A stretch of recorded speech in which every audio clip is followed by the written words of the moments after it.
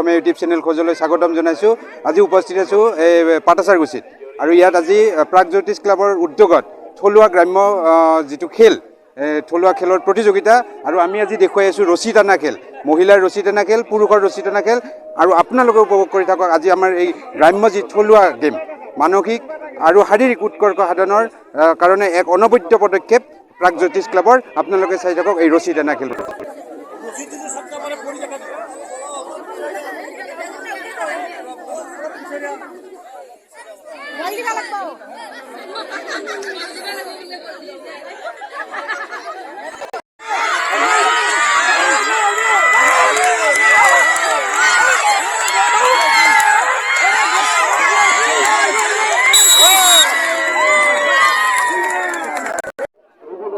আমি প্ৰাগজ্যোতি ক্লাবৰ উদ্যোগত প্ৰতি বছৰে মাঘ বিহুৰ সময়তে গ্ৰাম্য থলুৱা ক্ৰীড়া প্ৰতিযোগিতাখন অনুষ্ঠিত কৰি আহিছোঁ।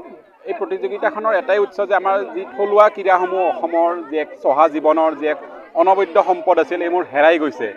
এইবোৰ যাতে জনমানসত আমি যাতে পুনৰ আনিব পাৰোঁ এক নব্য ৰূপত অনাৰ পৰিকল্পনাৰে এইটো কৰা হৈছে আৰু ইয়াত বিভিন্ন বয়সৰ মানে কোনো এজ বাৰ নাই এনেকুৱাকৈ এই প্ৰতিযোগিতাখন পতা হয়।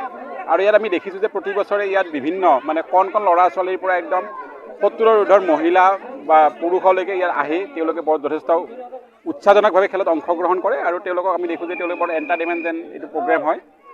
আমি আশা কৰিছোঁ আগন্তুক বৰ্ষবোৰতো এখন খেলে অসমত এক অনন্য মাত্ৰা লাভ কৰিব।